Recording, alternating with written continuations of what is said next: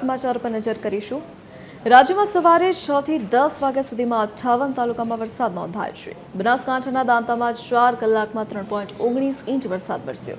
વલસાડના ધરમપુરમાં 1.34 inch, સિદ્ધપુરમાં 1.14 inch વરસાદ નોંધાયો છે। કપરાડામાં 1.2 ઇંચ વરસાદ ખાબક્યો।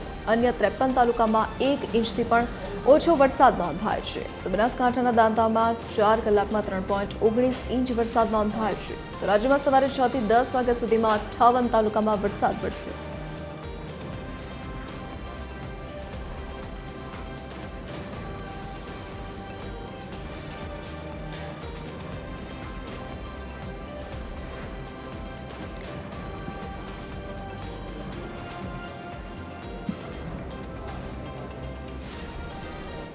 બનાસકાંઠા જિલ્લામાં વરસાદી માહોલ છવાયો। ડીસામાં પણ ઘરોમાં પાણી ભરાયા। લાંબા સમય બાદ બનાસકાંઠા જિલ્લામાં ધોધમાર વરસાદ વરસ્યો।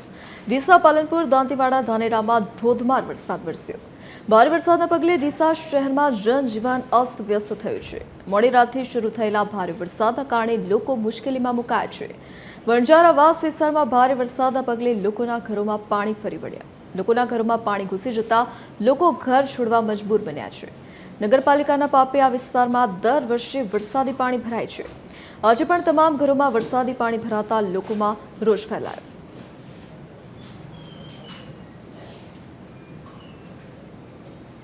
બનાસકાંઠાના પાલનપુર સિવિલમાં વરસાદી પાણી ભરાયા। સિવિલ હોસ્પિટલમાં વરસાદી પાણી ભરાતા લોકોની મુશ્કેલી વધી છે। દર્દીઓ સહિત દર્દીઓના સગા મુશ્કેલીમાં મુકાયા છે। ટ્રોમા સેન્ટર આગળ જ પાણી ભરાતા સારવાર અર્થે આવતા લોકો મુશ્કેલીમાં મુકાયા છે। બીમારીની સારવાર અર્થે આવતા દર્દીઓ જ બીમારીમાં સપડાય તેવી સ્થિતિ સર્જાય છે।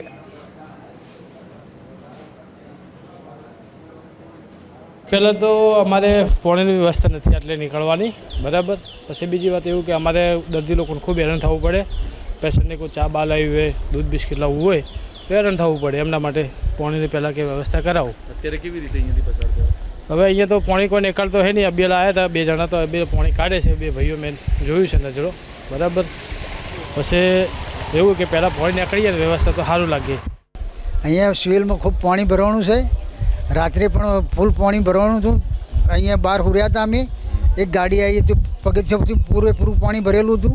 અને પછી એ ગાડી આવી એટલે પાણી ઉપર આવ્યું એટલે બધા ચાદરો બધા હુર્યા હતા, એમને પણ ખાસું નુકસાન।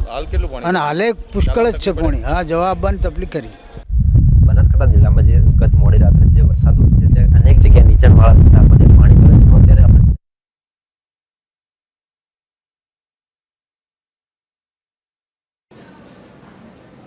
બનાસકાંઠા જિલ્લામાં ધોધમાર વરસાદ વરસ્યો। પાલનપુરમાં 4.25 ઇંચ વરસાદથી પાણીના દ્રશ્યો સર્જાયા છે।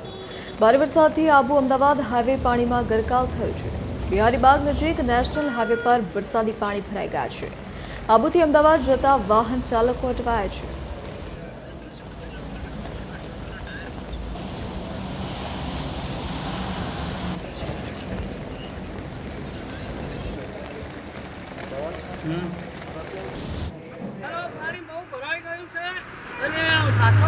બિહારીબાગ આગળ એટલે પાણીનો કોઈ નિકાલ કરાવતું નથી અને કમર સામે પાણી ભરવાનું છે।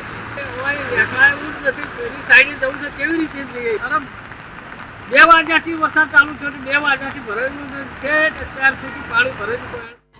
બનાસકાંઠા જિલ્લામાં જે રીતે હવામાન વિભાગની આગાહી હતી તે બાદ ગત મોડી રાત્રેથી વરસાદની શરૂઆત થઈ ચૂકી હતી। જો કે વાત કરવા તો પાલનપુર પંથકની તો પાલનપુરમાં 4.5 ઇંચ જેટલો વરસાદ પડતા અત્યારે તો પાલનપુર પાણી થઈ ગયું। હું આપણે સીધા દ્રશ્યો બતાવીશ। અત્યારે બિહારીબાગથી અમદાવાદને જોડતો મુખ્ય હાઈવે અત્યારે તો આ હાઈવે અત્યારે તો પાણીમાં ગરકાવ છે। આપ સીધા દ્રશ્યમાં જોઈ શકો છો કે આ ટ્રકોના ટાયર પણ અત્યારે તો પાણીમાં ડૂબી રહે છે। એટલે ક્યાંક ને ક્યાંક હાલ તો આ હાઈવે હાલ તો પાણીમાં ગરકાવ છે। અહીંયાથી 100 મીટરના અંતરમાં હાઈવે ઓથોરિટીની ઓફિસ આવી છે। ત્યાં જ ઓફિસ આગળ જ આ કેડ સમાન પાણી ભરાય છે। અત્યારે તો કહી શકાય હાલ તો જે વાહન ચાલક તે પણ હાલ તો પરેશાનમાં મુકાય છે। અને અત્યારે જે નાના વાહન છે ત્યાંથી અહીંયાથી પસાર થવા તો ટાળી રહેશે। ક્યાંક ને ક્યાંક મોટા વાહન ચાલી આપ સીધા દ્રશ્યમાં જોઈ શકો છો કે આ ટ્રકોના ટાયર પણ ડૂબી રહે છે।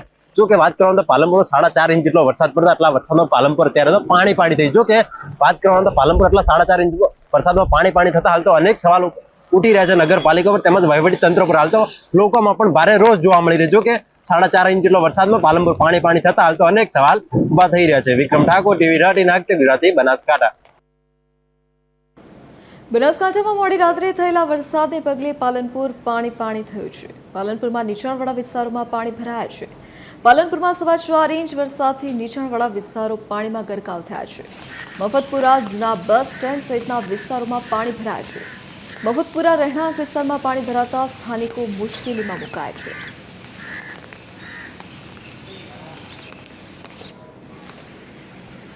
બનાસકાંઠાના દાંતીવાડા પંથકમાં વરસાદ વરસ્યો. લાંબા સમયના વિરામ બાદ મેઘરાજાની ધડબડાટી જોવા મળી. દાંતીવાડા અને પાંથાવાડા પંથકમાં ભારે વરસાદ વરસ્યો.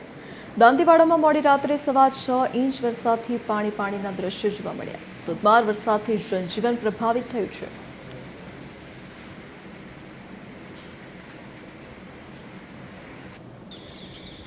બનાસકાંઠાના ગ્રામીણ વિસ્તારમાં વરસાદથી પાણી ભરાયા છે. ડીસામાં 4 કલાકમાં ધોધમાર વરસાદ વરસ્યો. ભારે વરસાદની અસર ગ્રામીણ વિસ્તારોમાં પણ જોવા મળી. ભારે વરસાદના કારણે અનેક ગામોને જોડતા રસ્તાઓ બંધ થયા છે. ડીસાના બાયવાડા ગામે ભારે વરસાદના પગલે પાણી ભરાયા છે. ગામમાં જવાના તમામ રસ્તાઓ પર વરસાદી પાણી ભરાતા મુશ્કેલી વધી છે. વરસાદી પાણીના કારણે ગામ લોકોની અવરજવર બંધ થઈ છે. પાણી ભરાતા પશુપાલકો અને ખેડૂતો મુશ્કેલીમાં મુકાયા છે. બાયવાડાની શાળા, ડેરી અને ઘરો આગળ વરસાદી પાણી ભરાયા છે. વરસાદી પાણીના નિકાલ માટે અનેકવાર સ્થાનિકોએ રજૂઆત કરી છે.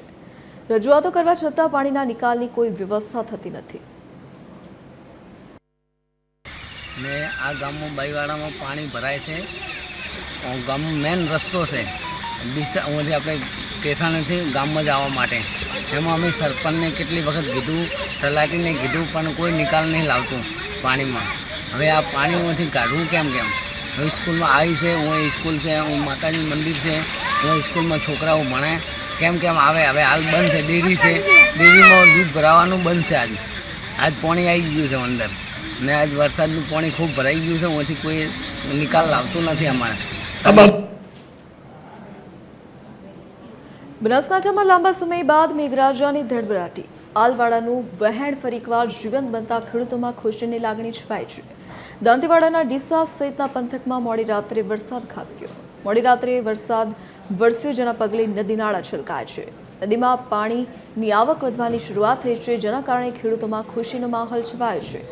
ઉપરવાસ અને રાજસ્થાનમાં વરસેલા વરસાદથી બનાસકાંઠાને ફાયદો થશે.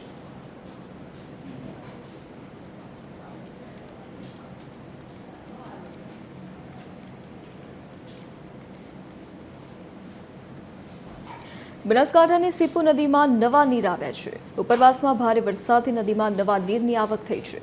ગત મોડી રાત્રે ધોધમાર વરસાદ વરસ્યો હતો તો દાંતીવાડા ડેમમાં 9760 ક્યુસેક પાણીની આવક થઈ છે. 562.79 ફૂટે ડેમની જળસપાટી પહોંચી છે. સીપુ ડેમમાં પણ 3246 ક્યુસેક પાણીની આવક થઈ. 572.77 ફૂટ પર સીપુ ડેમની જળસપાટી પહોંચી. ભારે વરસાદથી બંને ડેમમાં પાણીની સતત આવક થઈ છે.